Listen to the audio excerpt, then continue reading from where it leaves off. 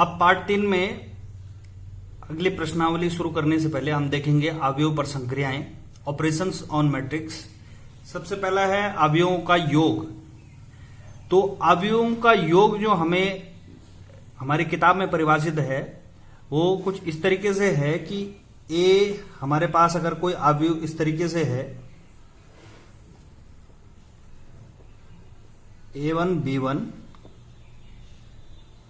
और A2 B2, इस तरीके से कोई अवयव हमारे पास 2/2 का है, तो इसका योग किसी दूसरे अवयव से तभी हो सकता है यदि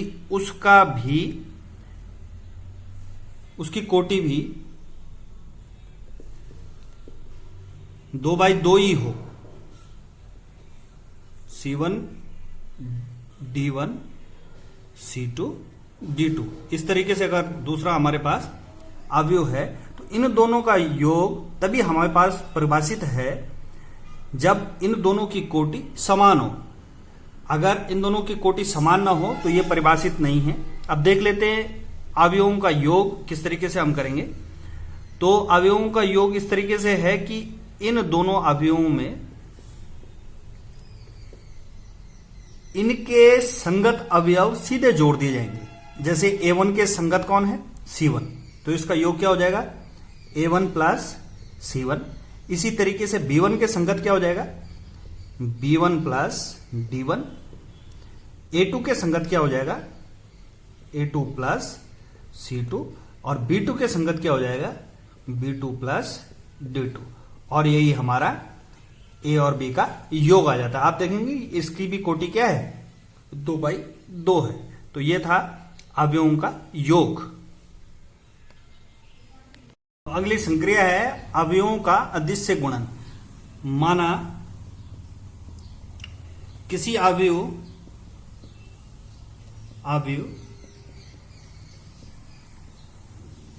A में के अदिश की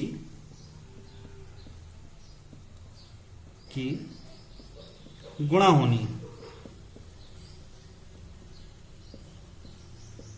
तो यह गुणा किस तरीके से होगी? माना ये के हमारे पास है और ए हमारा अवयव हो गया, तो इसकी गुणा किस तरीके से होगी?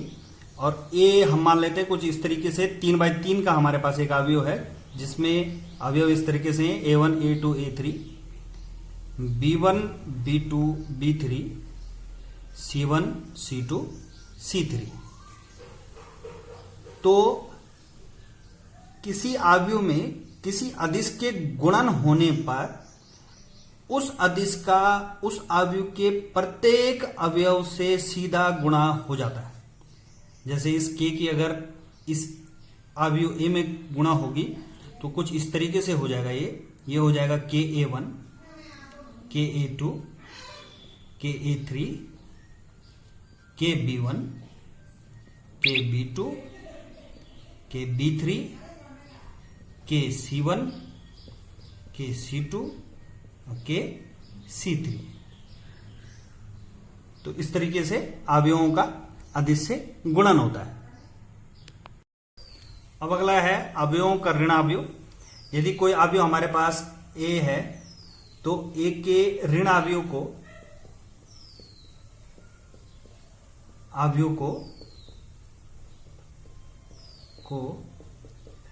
-A से प्रदर्शित करते हैं।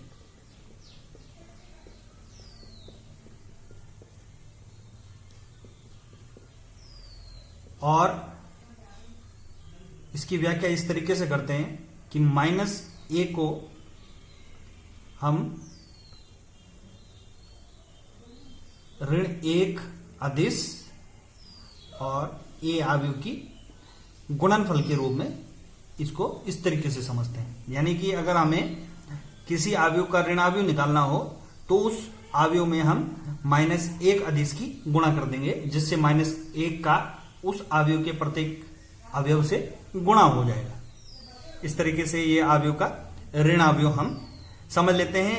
एक चौथा संक्रिया इसमें यह है कि अवयवों का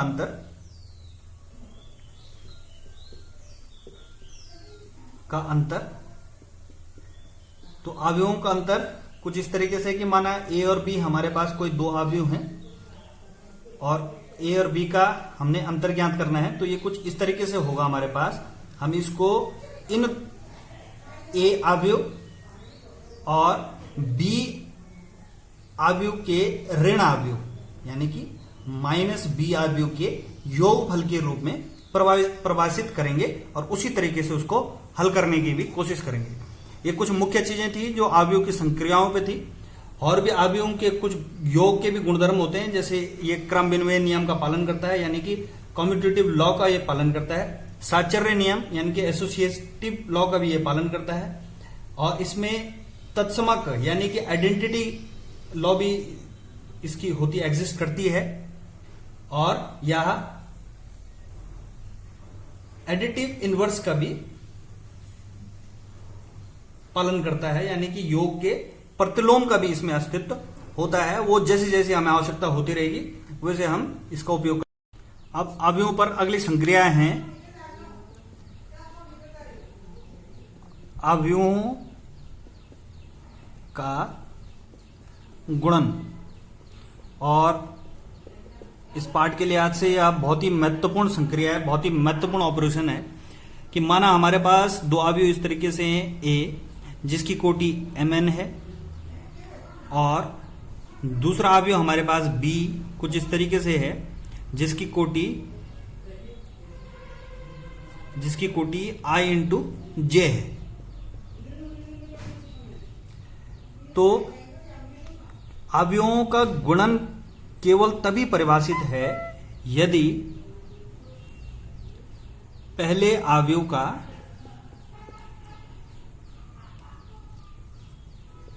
अवयव के स्तंभों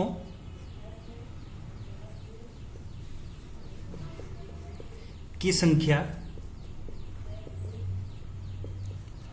दूसरे अवयव की पंक्तियों की संख्या के बराबर हो की संख्या के बराबर हो। पंक्तियों की संख्या के बराबर हो। अब देख लेते हैं जैसे कि a m इंटू n व b i इंटू j का हमारे पास दो अवयव हैं, तो इन दोनों की गुणन तभी परिभाषित है जब इन दोनों की संख्याएं आपस में क्या होंगी, बराबर होगी। यानी कि m n equals to i होगा, जहां पे n क्या है, n है पहले अवयव का स्तंभ के स्तंभों की संख्या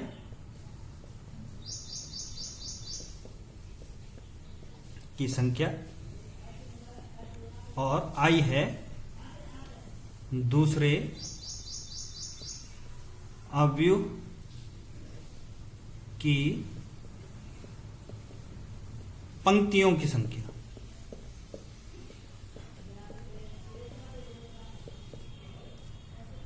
अब हम उदाहरण से इसको समझने की कोशिश करते हैं। जैसे उदाहरण हमारे पास है कि ए हमारे पास कोई अवयव है इस तरीके से 1 2 3 4 5 6 7, ये 3x3 का अवयव है। और बी हमारे पास कुछ इस तरीके से है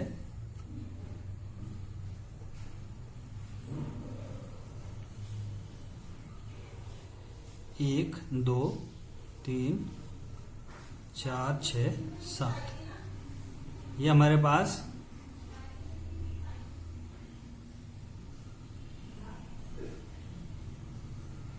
तीन बाय 2 का अवयव है।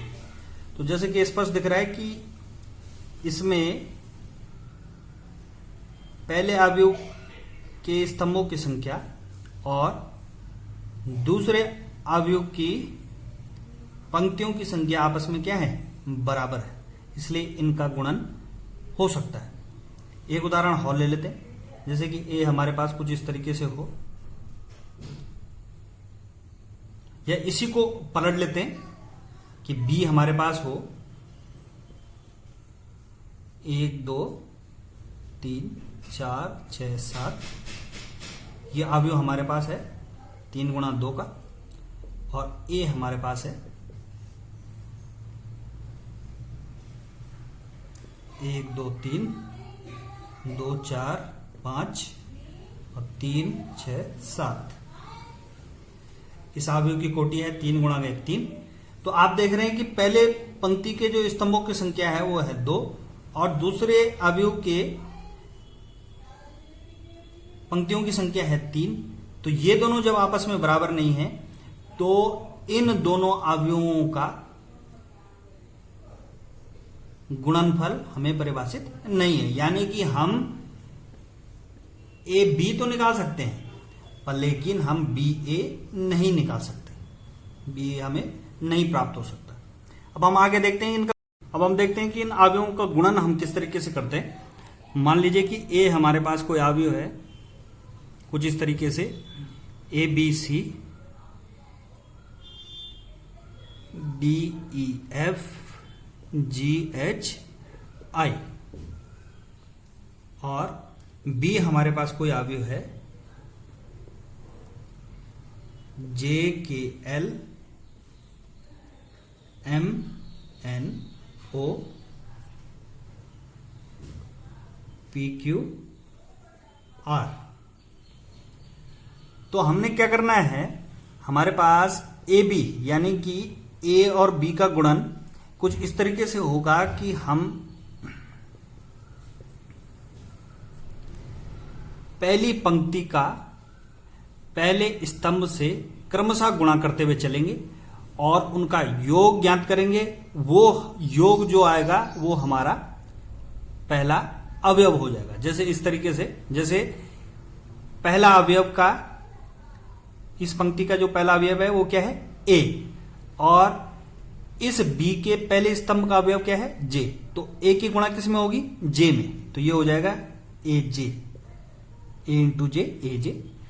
अब फिर जुड़ेगा, और किस में जुड़ेगा, दूसरे अवयव की, जो पंक्ति का दूसरा अवयव है उसकी गुणा जब किस में होगी बी के पहले स्तंभ के दूसरे अवयव में, तो बी गुणा एम, ये बी गुणा एम हो जाएगा।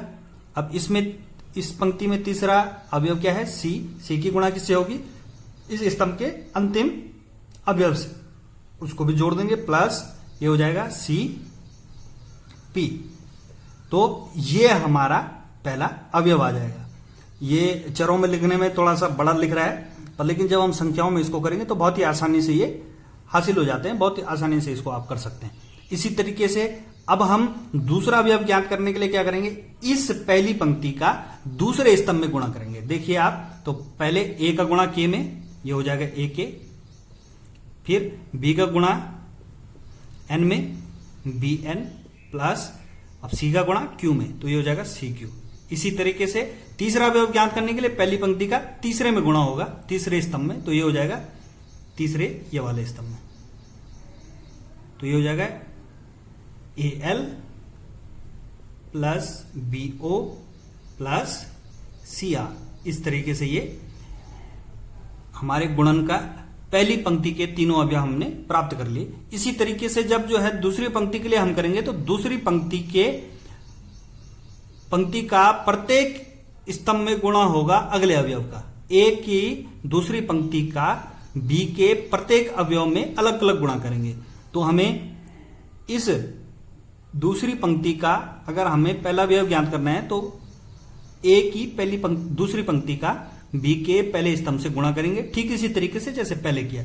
तो डी का गुणा हो जाएगा जे में, ये हो जाएगा डी जे, प्लस ई का गुणा एम के साथ, ये हो जाएगा ई एम, प्लस एफ का गुणा पी के साथ, तो हो जाएगा F P.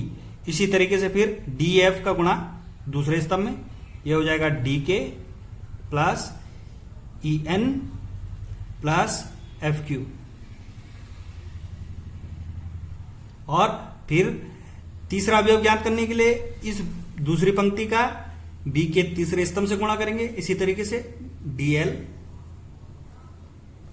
Plus EO plus FR, और इसी तरीके से अब तीसरे पंक्ति का पहला अवयव ज्ञात करना है, तो क्या करेंगे, ए की तीसरी पंक्ति का बी के पहले स्तंभ से गुणा करेंगे, जैसा कर ही रहे थे, देखेंगे आप। जी का गुणा किस में करेंगे, जे में, तो ये हो जाएगा GJ plus HM plus IP। उसी तरीके से फिर दूसरे स्तंभ में GK plus HN plus IQ, फिर अगले में ये हो जाएगा GL plus HO plus IR। तो इस तरीके से हम इसके गुणन को आसानी से कर सकते हैं। संख्याओं में जैसे हम एक उदाहरण लेंगे या प्रश्न करेंगे प्रश्नावली का, तो आपको ये बहुत आसानी से समझ में आ जाएगा। अब इस पे भी जो है इसके गुणधर्म है कि ये भी साहचर्य नियम और क्रम विनिमय नियम का पालन करता है, और भी इसके शेष गुणन, कुछ गुणन के गुणधर्म है, वो हम जैसे जैसे प्रश्नावली आती रहेगी, जैसे जैसे उनकी जरूरत होगी वैसे वैसे उनको समझते हुए रहेंगे।